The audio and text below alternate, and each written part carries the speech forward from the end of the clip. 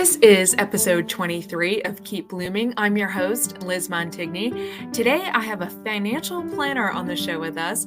Erica Mathews is going to talk with us about putting money in its rightful place, recognizing that it's a powerful tool, not making it an idol, focusing on gratitude and provision and flexibility to reach our goals. Erica Mathews is a financial planner with Financial Counseling Associates, a small family-owned independent financial planning and investment management firm. She's a wife, mom of four, and businesswoman, so she understands the complexities of family life and helps relieve the burden of financial stress with organization, a plan, and automation so her clients hit their goals. So let's get growing and keep blooming.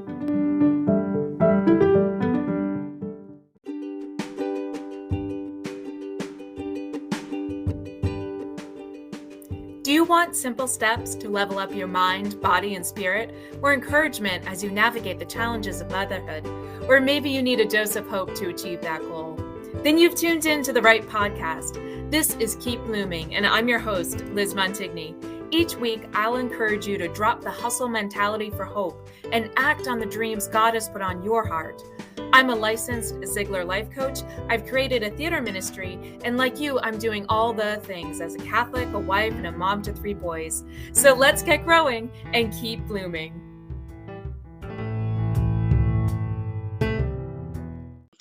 Welcome to Keep Blooming. I'm your host, Liz Montigny. Today, I have a guest with us, Erica Mathews. She's a financial planner with Financial Counseling Associates, which is a small family-owned independent financial planning and investment management firm. I met Erica on the interwebs. We're in a couple groups together, and we're in a mastermind for Catholic business women. And it's a small group where we just come together and talk about our wins, our challenges, and our goals on a monthly basis. Erica, what else do we need to know about you? Yeah, so I am a wife and a mom to 4. I have a 5-year-old, a 7-year-old, and twins who are 2. And then I feel like I wear all the hats. So one of my passions is just helping families kind of take one thing off of their plate, which typically is some aspect of their finances, because a lot of people tend to think, oh, that's long term, I'll get to it tomorrow, but I find tomorrow never comes. So it's a lot of like, let's do it today, and then let's automate it because you don't have the time to think about it every day. Taking that out of people's hands so that they are preparing for what God has in mind for their planning, for their family, and not like waiting too long, I guess, or wishing they had money that they don't because they didn't have those saving disciplines. That's a really good point. Some day is not a day of the week. So that is great that you make it simple and doable for families. And that's what we're going to be talking about today is, a little bit of this money mindset, but also, something I haven't covered much on the podcast yet. Yes, money mindset, but also what we can do with money and what money is for us. I mean, it should really bring hope to build our dreams. And that's, Erica, what you do for families is you're giving them hope, but you're also giving them like a path to make things happen and not just wish about stuff. So before we kick off our conversation, I always like to open it with a scripture passage. So our Lectio Divina for today is Deuteronomy 8:18. Remember then the Lord your God, for he is the one who gives you the power to get wealth by fulfilling, as he has now done, the covenant he swore to your ancestors. I love that power to get wealth, because sometimes when I think of wealth, I don't necessarily always think of it in terms of money. I think of it in terms of talent, what you have to offer the world, how you can serve your friends, your family, your faith. There's a lot packed into this one sentence, basically. So yeah, no, I completely agree. And I think that power to get wealth is really kind of a beautiful thing to think about, because especially with it being rooted in God and him being the one who's driving it all. And that's a lot of what I try to use with my Catholic clients or Christian clients is, what is God calling you to do with this money? Because a wealthy life is far beyond having just a lot of money. It's all those things that you touched on, but money is the tool to get to a lot of those places. So there's kind of a give and take that we tend to wrestle with a lot of kind of, what is God calling me to do? Is he calling me to have a lot of money so I can serve with that? Or is he calling me to live a simpler life because that's what his plan is for me? Yeah, and I think a lot of the times, especially with women of faith, we can fall into this trap of, I'm not supposed to go out and want to have money or make money. But let's face it, the reality is you live in the world. We're not in heaven yet, so we need money to function. But also money is a way to give back. So if you are making it, that's more than you can get, that you can give back. And can you talk a little bit about how you talk to your clients, or maybe somebody who's listening who's struggling with that idea, and talk a little bit about how money is a tool that can help?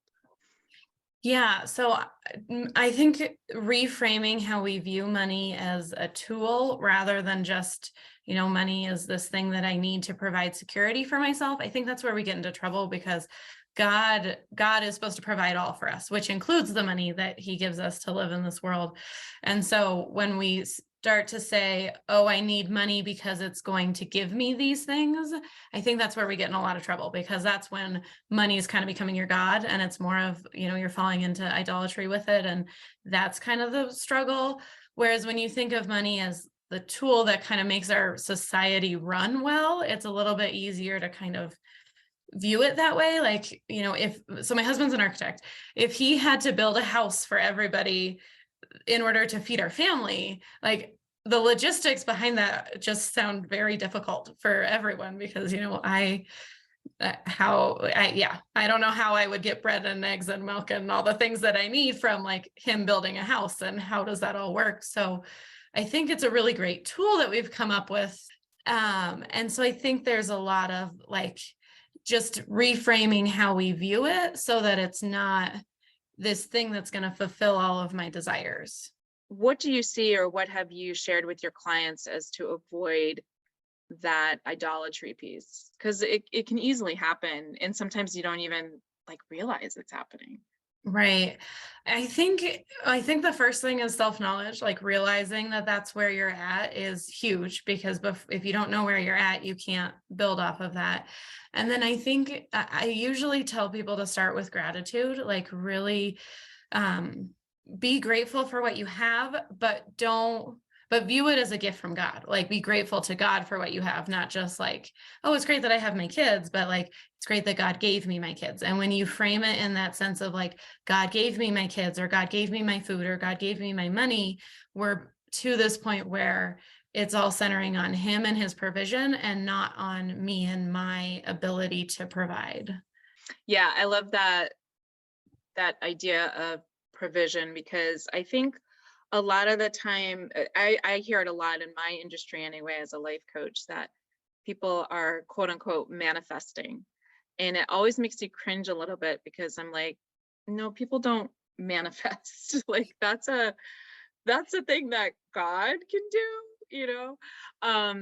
You worked hard and you used your talent, but manifesting is not a thing. So I like this idea of provision. Like you're saying, you're grateful for what God has given you. And as a coach, I always talk about making sure that my clients have a really solid gratitude practice. And it's not just busy work, but it really helps you um, see where God is in your life, but also when you do, maybe on those days when you're not as motivated as some other days, or because that is natural and happens, or maybe when you run up against some roadblocks, you can really see how God is working in your life if you're, keeping track, frankly. So it's a huge piece. So what else would you talk to people about in terms of this money mindset?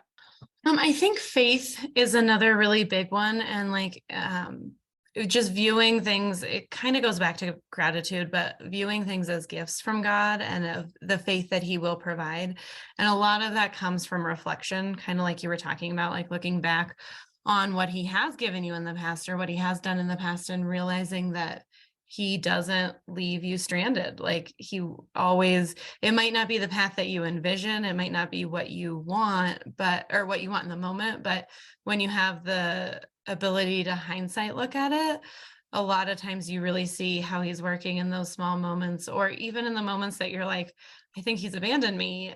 10 years down the road, you can come back and be like, oh, wait, he did provide in these really strange ways that I was not aware of. And a lot of times that is through money or through means or through a new job or things like that. But a lot of times it's even just through putting a person in your life or through talking, like we're talking about money. I think it doesn't really matter if it's focused on money, just having the faith that comes from realizing what he has done in the past really helps people get over the like, well, I need money to provide for myself. Because when you have faith that God's going to act in those hard times, you can just kind of let go of this like desire for more and this like, I have to have enough money in the bank account to pay for whatever is coming up. Now there's prudence to try to build those savings, but it's a different mindset, like you said. Talk to me a little bit about how to build that up, that prudence piece, because there are people out there who maybe their children are a little younger and it's a little harder to do that right now. And then we have people listening who are empty nesters too, and they're in a totally different season where they can focus a bit more on themselves. And of course, retirement is not far off. So those are kind of two very different segments, I know, but to the person that may be listening to this who is thinking, wow, I really need to start somewhere, where would you tell them to start? So I think it starts with discernment, but I also think it starts with putting some dates on your calendar, because I think we so often get push things to the like, I'll do it tomorrow. Like I said, it kind of in my intro that, you've got to maybe say, okay, here's my calendar. If you have a spouse, you probably need to sit down and talk to your spouse about it. But ultimately, I think it comes to, what are the plans we think God might have for us and for our family? And how do we get there? Like, what are our goals? What are our dreams? But then say, are those what God wants? And so it's kind of like there's a lot of stuff out there about like, well, you have to know what your goals and your dreams are. And then you like work backwards and you get to your point, which is great. But I think a lot of times we miss the discernment part of that, where, oh, I want to go take my family to Europe for a year. Well, that's great. But does God want me to take my family to Europe for a year? I don't know. Like, so having the forethought to kind of plan and to think about that, and then do take the steps to say, okay, well, that's going to cost, let's pretend that's like $100,000 to spend a year in Europe with my family, which is probably way more than that because I like said have 4 kids. But that then is a very tangible goal that you can break down into parts and pieces. And then like financially, you can say, okay, if I start today and I'm just going to start with, I can do $100 a week, let's say. And then you can kind of look at, so if I were doing it with someone, I would look at it with the compounding interest and with the investing and with like those types of things. If you want to do it by yourself, just kind of as a ballpark, you could always just say, at $100 a month in a savings account that's not making any money, how long would it take me to get there? And then are my kids even still in the house anymore? Or, like those types of questions, which then can kind of help you can kind of go back to the discernment of, okay, well, if 100 is all I can afford right now, is this actually what God's asking me to do? Or maybe I can afford more if I cut out X, Y, and Z, and we've decided this is a family mission and this is a family endeavor, and therefore we're all okay making the sacrifices. Maybe my kids don't play soccer this season, but I think having kind of that vision of like, what are you and your family about? What are your goals? What are your dreams? And how does that fit in with the vocation that God might have for your family? Helps really kind of solidify like what direction to go with your savings. And I do think, if you have a big goal like that, or even if it's paying for college, or if it's paying for when it's getting to retirement.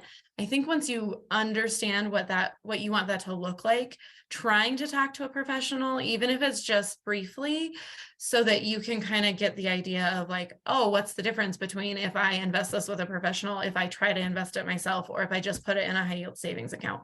Because for different people, those different options make a lot of sense. And even if it's just taking an hour of someone's time to like understand their depth of knowledge, I think, and I personally really struggle with this, but I think hiring the professional when you need the professional is something that our society sometimes doesn't understand very well. It's like, I can just do it all myself. And it's like, well, except how much is your time worth? And then it's Yeah. like a money value of time. I'm sure you run Mm. into that also with your Mhm, coaching. mhm. Like, Yes. Yeah. if people aren't self-motivated, the amount of money they're paying you is well worth having the motivation they can't provide for themselves. Yeah, yeah. You touched on so many important things here. And I do think that is an issue for so many, is just sometimes they don't realize what they can accomplish. And when you start to consult with a professional, and then the hope gets bigger and you actually see a path forward. Mhm. um and I think a lot of people discount that, like, there's no way I can afford that, or there's no way, like, is it really going to make a difference? And um but I think when you have everything on the table, that really helps. And you touched on a couple of other points here too, is um dreaming as a family. What's that vision? You really need to communicate. You really need to sit down with your spouse, if your children are of age where they can have a conversation with you about this, and do that. Because I know, we had a family dreaming session. This was a while ago. We probably need to update it, but and we involved the kids because they're old enough to kind of give some input. And the common through line for all of us was travel. So we put that as a goal. And as you say, you have the big goal, but then you have to break it down into the little steps. And that's what I talk about all the time. And you kind of forget the progress that you're making. So, when you do start to work with a professional, um, I think that's more obvious, that they can, bring that point up and show you where this is going. And I think you make a great point too, is all these goals start with a dream. And yes, you can absolutely turn a dream into a goal. It's what I talk about all the time. But that point of discernment, um, as you say, like, and I have this in even in my goal planning, is this for right now? Maybe this is later. So you really have to look at, where your family's at and where you're at, and make sure that this is what God wants you to do. Yeah. And I think if you just, keep the lines of communication open with your family and with God, which requires some taking some silence, and Mhm. listening, that's really key. And I think the other thing is just to remember to be flexible. Like, you might have this great plan and then something might happen that is very like, never mind, I we have to buy a new car and that's the only money we have. And I mean, we were surprised with twins in the midst of 2020, and we didn't have a car that would fit two more babies. So it was kind of like all of a sudden, oh, those savings that we thought we were going to use for, I'm not even really sure what they were for, but that's what they had to go for because we needed to buy a new car so we could drive our whole family somewhere. And so I think just kind of knowing that like this might be your plan and this might be your goal, but maybe there's going to be some roadblocks, or maybe God wants you to have that plan and goal so you're saving so that you can spend it on something else. And it might even be, giving. Maybe all of a sudden he puts something in your life, some major charity or cause that you really feel like, you know what, we need to majorly support this, and we have saved this money, so we have the funds to do it. And so I'm a big proponent of goal-based saving and investing because I think it's really motivating to know like this is the end goal and this is why I'm doing it. I also sometimes think people just need to start even if they don't know what that end goal is. So sometimes it's okay to just be like, you know what, I want to just make sure my family is living within our means, but I want to really set some high savings goals. And maybe that means, sacrificing some things right now, but having, this account that's earmarked for, I don't know, maybe it's just like God's plan account. We can call it whatever we want, that like is allowing him to act when he wants to. And, maybe in 10 years, he says, I want you guys to buy this mountain house so that your family can all be together for every holiday. And then when you're not there, I want you to let missionaries use it for their retreats or something kind of crazy like that, that you're like, I never would have thought to do that when I have littles at home, but we were able to budget and make things work in such a way that we could save for the future and just kind of let God direct that when the future comes. I love that. I love that idea of flexibility, because we have to be flexible in so many areas of our life. And, you bring up a really good point. How many times has that come up? I'm sure people listening can totally relate to the whole thing of, we were saving for this, but all of a sudden we had to buy a car, and I love the idea of, we're almost there. We're getting better, but my family, like, I can't wait till I can start giving more. I'm really excited about that. And I think what I'm hearing from you is you can even just plan for that now. Maybe there's like a little giving fund, even if it's just a little bit at a time. So that's great. Thank you. Thank you for that. And just the reminder to be flexible. I think we forget that, especially if we kind of get the blinders on, or, we're being really diligent with our plans. So, Erica, what else do you have going on that we need to know about, or how do we get in touch with you and all that good stuff? Yeah, so I write for the Catholic Women in Business podcast, or not podcast, sorry, blog. So about monthly, I'll have different blogs in there. I do publish some other blogs just on our website. So if anyone wants to be added to that list, I just send out an email like twice a month that says, hey, we've got a new blog up. Those are usually kind of just more financial advice. They're not typically kind of faith and finances. They're a little bit more just kind of investing in finance and that type of stuff. I do usually repost the Catholic ones also, though, just kind of while we're not like a Christian or a Catholic financial planning firm specifically, we're all Christian and Catholic and always give biblical advice and all of those types of things. So it's kind of like we don't mind publishing them, but we help everybody.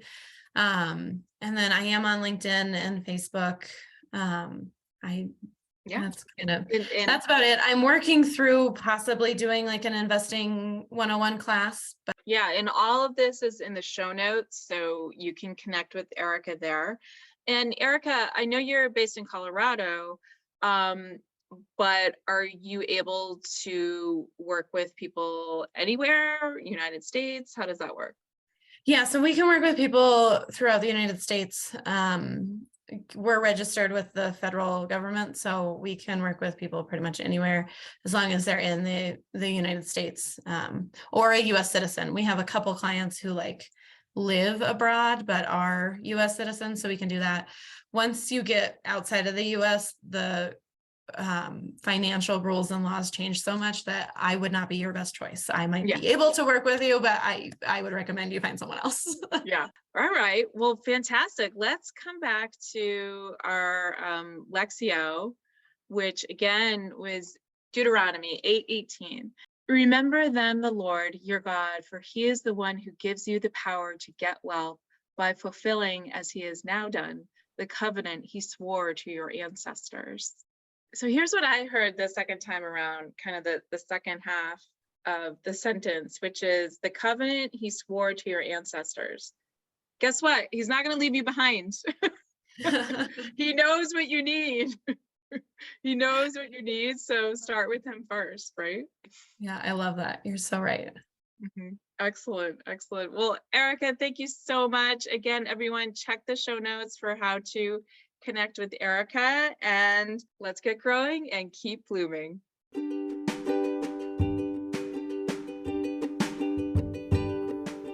Thank you for joining me for this episode of Keep Blooming. Tune in every Wednesday for a dose of hope and encouragement. You can find this podcast on Anchor, Spotify, and Google and Apple Podcasts. To be the first to know about my upcoming retreats and latest offerings, be sure to hop onto my email list. Have a wonderful week, and remember to keep blooming.